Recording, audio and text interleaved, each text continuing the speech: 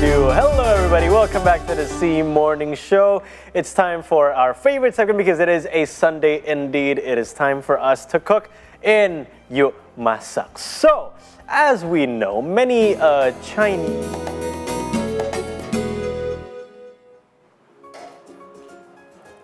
Missed the bumper there. All right, many Chinese culinary delights will be available in public markets as we head towards the Chinese New Year, or Imlek. And since today is Sunday and Imlek is just around the corner, 2 weeks away as a matter of fact, we will be making a tasty dish called Chinese dish called steamed milk pudding in today's Masak segment. And we are with Chef Cheryl Gunawan joining us this morning, and she will guide me and you guys at home in making this delicacy. So Chef, thank you so much for joining us. Thank you for having me. Yes, indeed. So first of all, let's get started on this meal. First of all, tell us what the ingredients are that we need to make steamed milk pudding. All right, so good thing is that this dessert is very easy. In particular, you only need 3 main ingredients. So first, of course, we'll need some fresh milk. This could be like any soy milk, cow's milk, any milk that you want to use. Okay. And then condensed milk. Condensed milk. As a little bit of a sweetener, okay, if you prefer. And also eggs. Eggs. Yeah, so those 3 main ingredients for this dessert in particular, and then we'll be only using the egg whites instead of as a whole egg. I see, okay. Yeah. And what are these ingredients on the side that you have here as well? So later on, once the milk pudding has been steamed and it's ready to eat, we can always put toppings. So this is where we can go crazy and to be, you know, like creative as we I see, okay, okay. So we can kind of use any kind of topping we want, but what did you choose for these? So typically, because this is a very traditional Cantonese dessert, they would use a sweetened red bean as a topping. Sweetened red beans. Or a classic steamed peanuts as well. Very nice. Yeah. All right. Yeah. Okay, so let's get started right away with what we're going to make here. You're the chef. You are the head chef. I will be your sous chef. So let me know how I can help. Let's start. All right. So we just make sure that we do have the equipment. The equipment that we will need today here is a steamer. A steamer. Yep. You can use it, the one like this, or the one on top of a stove like that. Okay. And also we're just making sure that it's on so that when we're ready, the steamer is hot enough for us. Okay. And then before that, we're going to boil the milk, like almost boil the milk. Right. I see. Just until like warm it up. And you do that for me, please? I will do this. Thank you. Take care of it. And then I'm going to separate the eggs as well. Yeah, should I put it on 200? Is that okay? Yeah, that's perfect. Now, it's a note for you viewers at home. When you boil milk, you don't want it to be too hot, do you? Yes. Yeah. Because you want to make sure that the texture stays relatively intact. Here we go. That's very correct. All right, so we do have the milk heating there, and now I'm going to separate the eggs. So for the quantity is very easy. We'll be making 2 portions today. That's 300 milliliters of milk. 300 milliliters milk. And then we're going to use 2 eggs because it's 2 portions. If you want to make a small one just for yourself, you can use 1 egg. Okay, okay. And then we're just going to separate it because we'll be only using the egg whites. Is there a way for you to be able to, because whenever I try to cook, sometimes I have difficulty like separating egg whites. Okay. So is there like a specific way that you do it? So I just crack the eggs open, so I cracked it like this, and then I use the shell actually to separate it. Right, I see. So it's really easy. Or some people, you know what they did? They like to just crack it as a whole egg, and they use the hands to kind of like just to scoop out the yellow, right? Scoop out the yellow. Okay. Exactly. Sure. Right. Can I try using the other one? Yeah, sure. I'd like to develop my skills. Go for in egg cracking. Okay, I'm just. Oh, so this is a trick actually. Oh, go on. So instead of going like on the side of the bowl, you can just like knock it on each other. I see. It's easier that way. But what if you like crack the other egg by accident? No. Because the other one will have more pressure. Yeah. Right, of course. I see. Thank you so much. Oh, good. I'm going to separate it. Just like so. All right. Oh, you're doing great. Yeah? All right. Wonderful. Is that enough egg white? Yep, that's perfect. All right, perfect. I'm just going to put this down here then. Thank you. All right. So I think our milk is now starting to slightly warm up a bit. Okay. And then the last ingredients, this is very easy. We're going to put the condensed milk with the egg whites, and we're just going to slightly whisk it until it's kind of foamy. Okay. Yeah. So just going to put it, it's around 2 tablespoons of condensed milk. And then we're just gonna whisk it up until Very it's nice. Okay. And the condensed milk is to make it sweet, right? Just to add a little bit of a sweet taste to it. Yes, that's correct. And another way as well to do this recipe in particular, like I said, today we'll be only using the egg whites, but if you like egg pudding, like the yellow egg pudding, you can also incorporate the egg yolk as well. I see, okay. But it's more like the difference will be in the texture and also visual, because it will be yellow, and the one that we make today will be like a white. So yeah. Okay. Nice. Let's keep at it. So this is kind of like a dessert. I mean, as you know, we're doing this in the morning, and people who watch in Jakarta, and perhaps in other cities as well, are getting ready for Car-Free Day. Yes. Right? So do you reckon this would be a good like snack to have before or after, while we're in the middle of doing it? So for me, I think this is after workout kind of After workout. Because you know what? It contains quite a good amount of protein from the egg whites. That's true. And it's not too sweet as well. So that's true. I would say this dessert is very forgiving. It's not the naughty kind of dessert. Because in a Sunday morning, you just kind of want to reset your body, right? Yeah. You just want to eat something warm and then something that is nourished for your body. Yeah. I think this will be perfect. All right. All right. So, Messi, now do you want to help me to pour the milk in the egg mixture? Sure, let's do it. I'm going to use my left hand here. I do apologize. Yep. And then, should I pour all of it in? Yes, so all of it. Oh, no. Spilled a little bit. I do apologize for that. Oh, there you right. go. Here, yep, I'll take care of it. So we're just going to mix it while we whisk. Pour it while we whisk it. Okay. Yeah. All right. So pretty much we do have the milk pudding mixture there. Now, the last thing that we're going to do, this is the hardest part. Right. I'll tell you why. Because we have to steam it and we have to wait. We have to steam it and we have to wait. That's the hardest part for me because the rest is just really easy, Yeah, right? I can imagine, yeah. And this is also very important. Okay. We'll be using a bowl that is heat-proof, so glass bowl like this will be perfect. Okay. Or if you want to go festive with the idea of Chinese New Year, maybe like a Chinese porcelain would be nice. Yeah. Yeah. So you can either choose these two, but making sure it's heat-proof because we're going to put it on top of a steam. Inside the steamer itself, right? Yeah. All right. So, do you want to help me to? Thank you very much. So what is this for? So the strainer, we're going to strain like the foamy bits from the top because we whisk it. Of course, it will form a foam. And you do want your pudding to be like really nice and smooth and silky, right? Right. So the foam kind of like disturb a bit with that texture. So we just want to strain it once or twice if needed. Okay. Yeah. All right. Are there people with tastes of pudding who would prefer it to have a little bit of foam or bubbles on the top? Yes. Yes. Yeah. Yes. So it's really up to your personal taste, isn't it? If you prefer pudding with some foam on it or with a bit of an interesting texture, like not just a smooth texture, then you can keep the foam. You don't have to use the strainer. Keep the foam, definitely. Yeah. All right, that's one. Is that enough? Yes, that's enough. Alrighty. You don't want it to be like too full. Okay. Or else it will take longer just for the steaming process. But if you wish to have your pudding quite high, then you can just go all the way up. Okay. Yeah. And then next one, we're just gonna do a small bowl. Yep. Yeah. All right. That's great.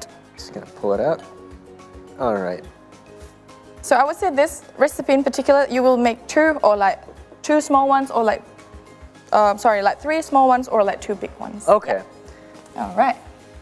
So before we put it in the steamer, there's one last thing that we need to do. This is quite important as well. So we'll be covering the top of the bowl with a glad wrap, or if you use a traditional like a Chinese steamer, you can also wrap the lid of the steamer with a fabric cloth. I see. Because you know what, if we steam things and then later on the condensation will go back in the mixture. Right, of course. It will kind of like mess up with the texture of the pudding a little bit. So we can do either those 2 ways. All right. Yeah. Let me help you with the other one. Thank you. So do you reckon you're more into like a sweet tooth person, or do you like savory more? I'm more of a savory person. Okay. Yeah, I tend to enjoy kind of saltier foods, and I think I'm not sure why actually. I'm curious to find out myself. Oh, okay. Because I wish I could try kind of more sweeter foods, but it's just quite difficult for me to. But I'm looking forward to this because It's not too sweet, is it? It's not too sweet. Yeah, definitely. And speaking of sweetness, let's take a look at the ingredients for steamed milk pudding, which you can see right now on your screen. 2 servings, 2 eggs, 300 milliliters of milk, and 2 tablespoons of condensed milk if you want to have a little bit of sweetener in your pudding. Indeed. Yeah, because you know why? You can go as sweet or not sweet for the pudding itself, because we kind of like go crazy with the sweetened red bean on top. Of you know, course. it's quite sweet. Yeah. So some people prefer it without without sugar or any sweetener inside the pudding. But it actually uses some very simple ingredients as well, doesn't it? So you just need milk, you need an egg, and that's basically it. Yeah, definitely. Yeah, so we're just gonna put the pudding now inside the steamer. Okay. Just like that? Quite hot. Yeah. Okay. And we can just put one at a time, actually. Oh, one at a time. Yeah. I see. Just okay. because we have a small one here, but if you have a big one at home, you can put like multiple bowls inside as well. So how long do we want to put this in the steamer for? So it really depends on the height as well of the pudding, but approximately is around 15 to 20 minutes until it's cooked. 15 to 20 minutes. Yeah.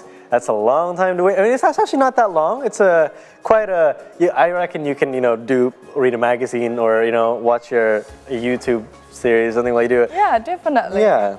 But do you have any? While we wait for this one to finish, let's take a look at what the actual finished product would look like. Definitely. Or not the finished food, I should say, not product. So, I've made this one earlier. So we're just gonna remove the cling wrap, and then I'll show you what the texture should like. So I see. It's not quite set. It's still very much like jiggly. Okay. So this is the texture that you want. You don't want it to be too solid, do you? You want it to be... Yeah, I see. Now, why is that?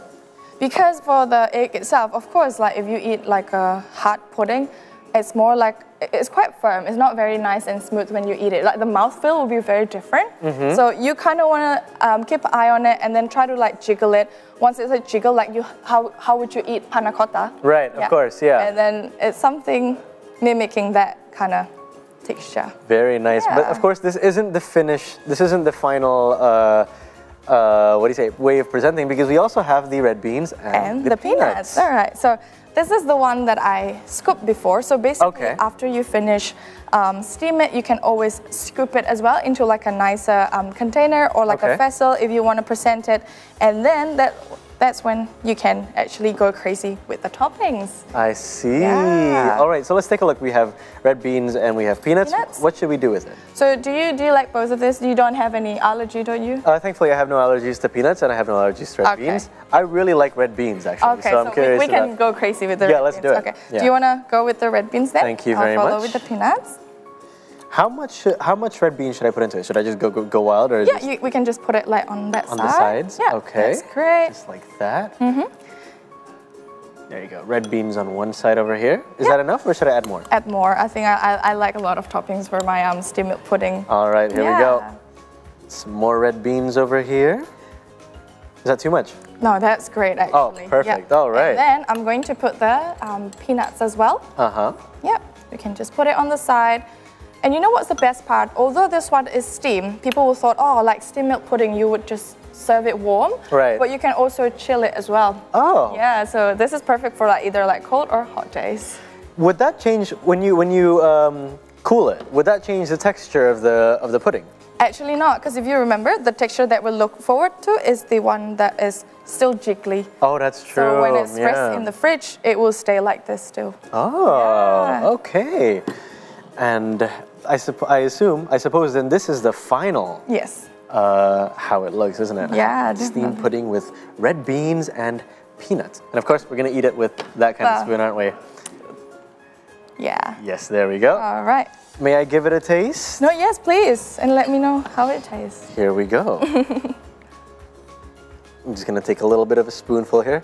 So we want to have the red bean and the peanut at the same time, or should we separate it and kind of like see how it tastes on its own? It really is up to you. Yeah, okay. Yeah.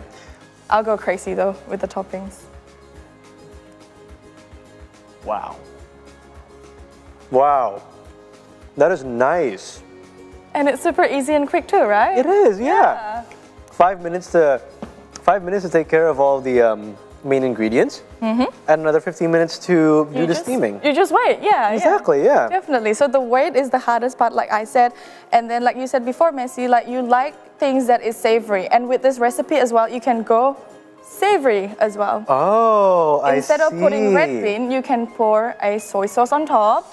You can put a spring onion as well on top, because that's how people in a lot of in Cantonese dessert or dish, they would just steam egg. They can serve it sweet or also savory. I see. So it's quite a flexible, dish, isn't it? Yes, definitely. All right. So when people eat this, usually, like traditionally, what do they eat it with? Like, is there kind of like an accompanying dish as well that goes alongside it, or does it kind of go on its own usually? So this is very typical Cantonese dessert, like I said. So they do really like this simple, almost like a palate cleanser taste when it comes to dessert. Because you know, like how Chinese cuisine mostly are very quite oily and heavy. Yeah. You just want something that is cut it through after that. So I'll be happy with this. Or you can also boil a ginger, almost like a ginger-based soup. Like how would you eat a tawa in Indonesia? Right, of course. Or like kembang tahu. It's very similar, so you would just serve it with ginger soup on top of this to make it very soupy as well. So you can go like crazy with this recipe, yeah. All right, well, this is amazing, and while we eat this, I hope you don't mind if I take another bite. Please, go for it. I wish the other presenters were here to be able to taste how good this is, but I'll make sure to get a bite of this dish after the break. So we're gonna take a break, and we're gonna have more news coming up for you when we return, so stay tuned with us on the C Morning Show, only on See Today. Cheers.